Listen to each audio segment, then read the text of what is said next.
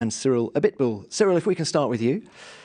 Clearly, you've made a lot of progress with your power unit over the winter, but it hasn't all been plain sailing. Can you give us some insight into where it still needs a little bit of work and when you expect to have some solutions in place? Well, I think it's fair to say that we had a pretty good 2016 season from a power unit perspective, but we've made a bit of a brave decision to actually restart from scratch again, because frankly in Formula One, if you don't move forward, you just die. So we had no choice but to accept to take some risk by again starting with a whole new architecture, which we've done, which we had to do from a performance perspective. And we saw that really as a sort of short-term pain for a longer-term gain. So we are in this period of a bit of pain because we have some weaknesses related to the, I would say, the youth of that power unit, but which, on the positive side, is really delivering good promise and good result from a performance perspective. So there is much more to come, but that will only come when the reliability will be here, and we know that it will be here in a very soon future. Can you be more specific about when that's going to come? When can we expect you to see you firing on all cylinders, effectively? Well, we don't want to go too much into the specifics because when you start to give planning, everyone is expecting, and in particular, we've got very demanding customers, and they are right to be demanding customers. But we want to continue to control our destiny and our program. What I can say is that reliability, we are making sure that reliability is under control and it is as transparent as possible for the customer teams. We will have some fixes in the next few races, and there will be some performance upgrade also with the introduction. But the problem is that with the new regulation, with fewer power units that are used on the season, obviously you need to sync up the performance reliability upgrades and introduction of new power units. There was a recent meeting in Paris to discuss the future engine regulations in Formula One. What can you tell us about that meeting? How productive was it? Well, it was a good meeting. It was a productive meeting, very functional, chaired by the FIA in Place de la Concorde, but with obviously attendance of current engine manufacturers, plus a number of people interested to become engine manufacturers in the future, plus also the attendance of Osborne. So yeah, good meetings, which has allowed to sort of share the diagnosis regarding the current engine regulation, what we think is good, what we think is less good, and what could be done in order to improve, as well as associated process and timing. So I don't think it's my duty to communicate upon the result of that meeting. But in general, I believe, and that's good, that it's a positive sign for where Formula One is going, which is, in my opinion, a bit more constructive and forward-looking than it's been recently. Thank you, Cyril. Monisha, if we come to you. That was some debut by Antonio Giovinazzi in Melbourne. Just how impressed were you? Well, we were all very impressed, considering how quickly it happened. When we came to Melbourne with Pascal, there was no indication, at all that we'd end up in this situation, because Pascal, being a very ambitious driver, really wanted to drive. But when he realized that he does have a responsibility towards the team, and if he's not 100% fit, he really needs to say that. We more or less overnight had to make this call, and then to see Antonio, who drove the first test in Barcelona for us, but that's of course not in any way comparable to the car, what it is now. He still came in there, did a great session, did a good race, no major issues or dramas, so we're very impressed by him. And what can you tell us about Pascal's condition, and when will he be back? Well, from a medical perspective, he was declared fine to race already at the tests. The rest is a question of his fitness, but to an extent that he wants to be able to deliver 100% during the entire race. And we've heard also now in between, from doctors and all, that it is very challenging for the drivers. We hear that from the drivers themselves. So he's working flat out on his fitness. It's very difficult to say because the body is not, that logical or analytical in its developments on what day it's going to be there. But his target and our target is to have him as soon as possible in the car, ideally at the next race. But if not, it'll be the next one. But clear is that he is our second driver, and that's not going to change. Okay, and we've just heard from Cyril about the engine meeting that took place in Paris last week. As a privateer team, in what direction would you like to see the engine regs go? Well, for a private team, it's extremely important that the costs come down again. We had reached with the earlier engine a point where we were talking about 8 million engines, and it was meant to be coming down further. And now we just went the totally opposite way. So we want them to come down to an affordable level, but more importantly, there should be a certain parity amongst the powertrains. You know, we wouldn't want that the engine is as such the main denominator or differentiator in performance. So what's very important is the parity and the costs. Thank you. Bob, coming on to you. The team was 4th last year, first of the privateer teams, if you like. Just can you give us some insight into how difficult it has been to prepare for these new rules in 2017? Well, it's not actually been hugely different than normal. I mean, we obviously look at the following year's car very early on anyway. We had a very clear development program for the 16 car, which the technical team delivered perfectly and obviously resulted, you know, with the 4th place. But we were also well ahead for the 17 car. So I think, you know, obviously there's a significant cost involved simply because, you know, there's no carryover and the new regulations. But like everything, it's an interesting challenge. You know, we're starting with a clean sheet of paper, and you'd like to think that your technical team can build a car that can do exactly the same again. Well, you've already raced this year's car once. There's quite a large gap from you to the front. How do you assess the pecking order at the minute? Well, I don't think there's any question or doubt of that. I mean, you've got the 3 top teams that are, you know, spending significantly more than the rest of the field, and I think that's the difference. Okay, and is 4th in the Constructors' Championship a realistic goal for you guys this year? Absolutely, absolutely. I think, you know, we'll be fighting. It'll be very tough because there's some very good competition around, but that's probably going to be one of the most exciting positions that is going to be fought over for the whole season. Thanks, Bob. Coming on to you, Günther. Melbourne, positives and negatives for the team. How do you reflect on that race? I mean, the positives, for sure, you try to think on the positives, but then the negatives always come up. But I think qualifying with Romain, qualifying 6th on good speed, you know, no luck or nothing, what was good. Kevin wasn't so good because he struggled in all the practice sessions. We had one problem or the other, and he just wasn't delivered. But after qualifying, we were pretty happy and pretty positive. And then in the race, we had the failure, the water leak and the turbo failure, consequently. And you go home empty-handed, but you go away knowing that the car is there. We just need now always to get the potential fulfilled and the potential out of the car in each racetrack. So I think in the end it's positive, you know, even with a little bit of a sour taste. It's a very tight midfield this year. Do you think the team has the development capacity to keep at the front of it? I don't know, because I don't know what the other people are planning to do. It's always is trying to shoot a moving target here. So I think we know what we are going to do. We are going to introduce developments. We have a good plan in place, but I don't know if the other ones have got a better plan or their updates are better. That I don't know. But looking back in the past, I think our quantity and what we want to do is equal to the other midfield team. For sure, it's nothing compared with the big 3. But let's hope that the quality we bring to the racetrack in development and updates is to be in the race with them. Thank you. Frans, thanks for waiting. If we come to you now. Great start for the team in Melbourne. How much of a surprise was it to get both cars in the points, given your lack of reliability during winter testing? Winter testing, we were suffering a little bit in the first test with reliability issues, but fortunately we could sort out most of the topics for the second test already. Therefore, I was not so surprised by our performance.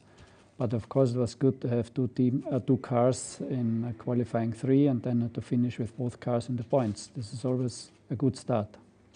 Now, you've got the most experienced driver lineup in the team's history. You've got a stable technical team. What do you think you can achieve this year? The target is the 5th place in the Constructors' Championship, but as my friends here around, they have nearly the same target, and then we will see. I think that we have a very competitive package. We have a very good car. We have 2, as I said, experienced drivers. The team is also making progress. We have also some development steps during the year, and it will become a hard fight between Renault, Force India, Haas, and ourselves. Do you think you can challenge Red Bull Racing? No, Red Bull Racing is not our target, because Red Bull Racing is in another league.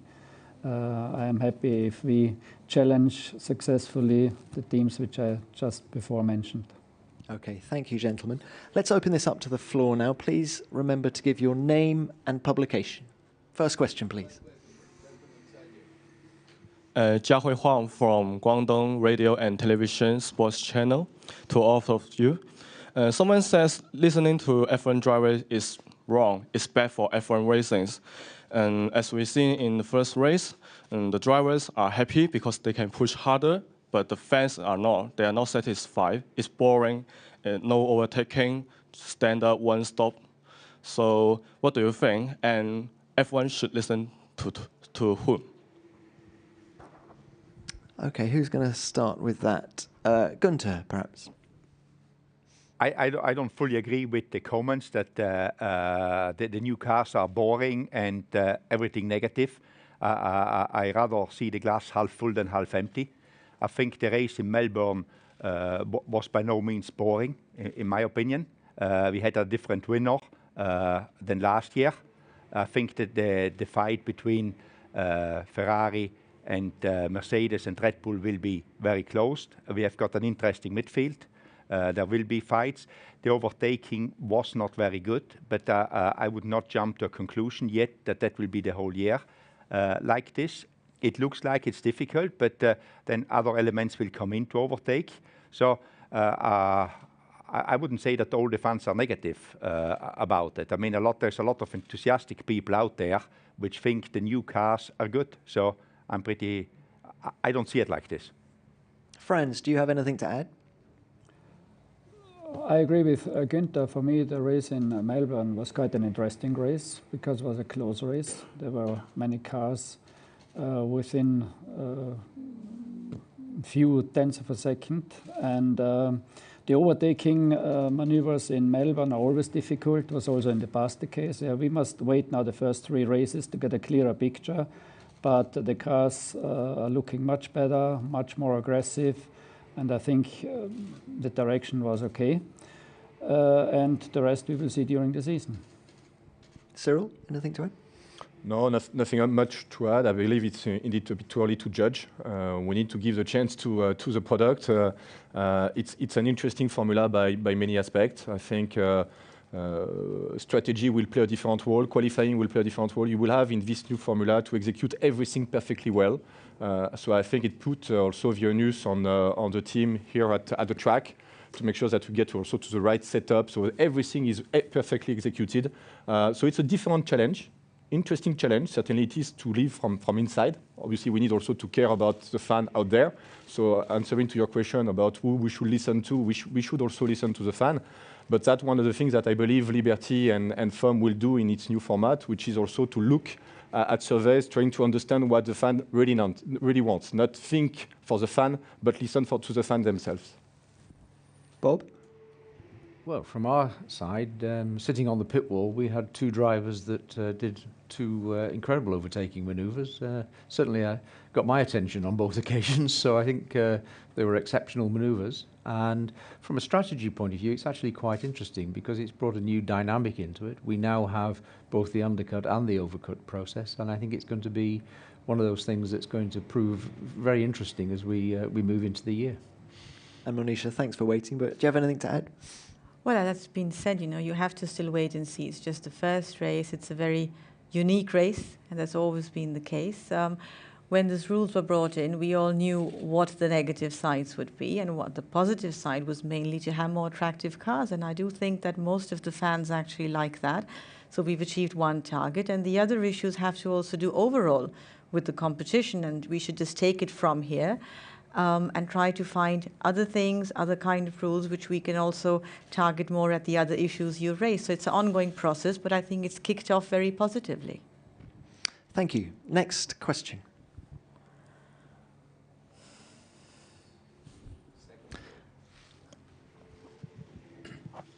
Dieter Renken, Racing Lines. A question to the 4 independents or privateer teams, and then a separate follow-up question to Cyril, please. Could you see yourselves clear, given that there's no guarantee of engine parity going forward, regardless of regulation changes, could you see yourselves clear to retaining the current engine formula, provided the prices dropped? And then to Cyril, given that the manufacturers have spent most of the money already on this particular engine formula, does it really make sense to consider dumping it just when it's on the cusp of being reliable and highly competitive? Let's start with the 4 privateers. Monisha, let's start with you this time. Well, as a private team, we understand that from the engine manufacturer's perspective, you have to represent certain technologies. And that doesn't go against our businesses or our business models as such. Where it's gone terribly wrong is on the cost. So we certainly want a movement there that is irrespective of the technology which is being used. The other aspect which we, like all other teams, irrespective if you're private or not, have to consider is what is done to the show. And that's where a lot of criticism is coming from, all the discussions around the sound and so on. So as a private team, these are more important issues to us, and we have to find a balance overall that what is necessary for manufacturers to stay in there, what do they want to showcase in here, but it has to be making the competition a good one so that we all actually have certain chances in there. It has to be affordable, and the fans should like it, because at the end of the day, we're doing this for the fans. Thank you. Gunther?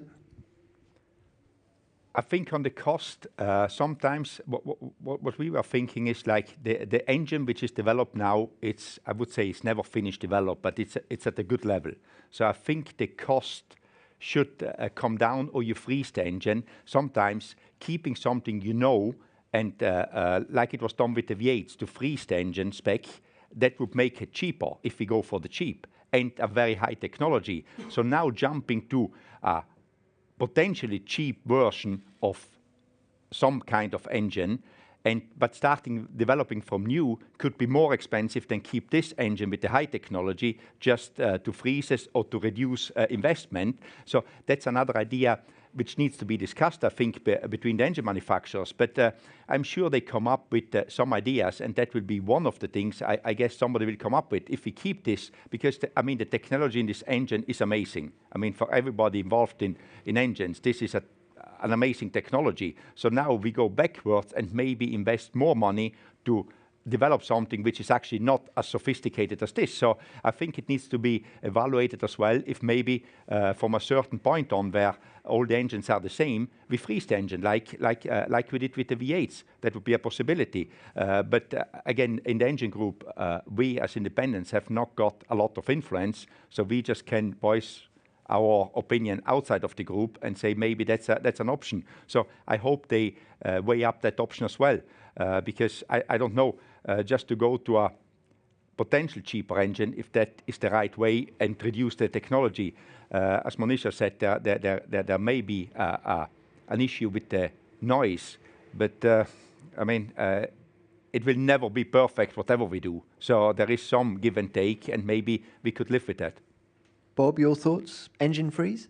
I think this would be a little bit of work, perhaps, that could be done to address, some of the issues, particularly the noise, and simplify the base technology. But I think I agree with everybody else. I think that the principle of the current engine shouldn't be just abandoned. There's a lot of work gone into it, but I think it could be simplified a little bit. I think a lot of the things that we're doing perhaps go beyond even what even the most sophisticated of fans is understanding. So we could come back a little bit, get the cost right, get obviously the power and the noise right, and move forward. But you don't have to throw the baby out with the bathwater. And Franz? Yeah, nearly everything has been said so far. For me, the pillars for the new engine is the parity. There must be a chance that there's the parity between the different manufacturers, because otherwise we can't contribute anything to the show, and we must do something. It cannot be that some cars are far ahead. We will see now what's going on during the rest of the season. The second pillar are the costs. The current engine is simply, or power unit is simply far too expensive. It's from the technology side, a fantastic engine. It's an extraordinary technology, but it's therefore also very, very expensive. And the third point is the noise. We need to bring in some music, and these are the criteria. And I think regarding the parity and the costs, this is now in the hands of the people who make the regulation. And if the development is restricted from the beginning onwards with a very strong regulation, then I think we will achieve the goals with the parity and with the costs, and the sound should also be able they should be able to find a solution that the fans are happy with the music of this new engine. So let's get the view of a manufacturer now. Cyril? Well, I feel a bit under the spot. Well, I think one thing is that we cannot be stubborn, or we cannot be deaf to what obviously we've been constantly hearing since we introduced those new engine regulation. I think fundamentally there were very good things introduced with that new engine formula. With the previous V8, I believe that, and we believe that clearly Formula One had lost contact with the direction that automotive was taking, so something had to be done. Maybe we've been a step too far. We've been a bit moving from something that was a bit too old-fashioned to something that is maybe too modern, too complex, too sophisticated, too expensive. We need to be a bit careful about solutions that seems to be easy, like freezing current engine, because if we freeze the current engine, we will freeze something that is extremely expensive and cost will not go down. Development costs for manufacturers may go down, but supply costs to the teams will not go down because simply the bill of material of the engine is extremely expensive because of its sophistication. So I think that again, it seems that there is a common view about the diagnosis of the current regulation and what we would need in order to build from there without starting again from scratch over and over again. But I think that devil will be in the detail, and it's not going to be that easy to find a solution that satisfies everyone and achieve everything. So I think it will be about prioritizing, and that's where I hope that the new process in partnership between the FIA and FOM with Ross Brawn was a fantastic understanding of all the complexity involved, will provide or we provide a good leadership for the discussion. I think everyone agrees that there should be some element of electrification. We don't necessarily see some road relevance or contribution to the show to an element like the MGUH, so that gives some orientation for the future. I think the whole debate would be on the architecture of the internal combustion engine, which would be an interesting debate and something that I guess will keep us busy for the next few months. What would you like to see? How many cylinders? There is what I like and there is what we need. I don't think that Formula One can afford to turn its back to something that is relevant to the manufacturer in the current business model of Formula One. We see Formula One could change a completely different business model and go for something that is radically different and not road relevant, but that would be a brave maneuver. As far as I'm concerned, I started with the sound of the V10. That's something that I will never forget, obviously, but that's just me. The new generation, the generation that we need to acquire, because it's not just about the current fan of Formula One, we also need to think about the fans that we do not have. Those fans have never heard the sound of a V10, and maybe for those fans, getting back to a V10 or a V8 is not so relevant. So it's a complex debate and an interesting debate, and I hope it's going to be done in a constructive and also documented manner. And again, that's where I believe that all the surveys that are going on, or that will also go on in the course of this year, will be instructive for the direction that we need to take. Thank you. Next question. No more? No more? Thank you. Okay, thank you. Thank you very much. A full transcript of this press conference will be available shortly at fia.com.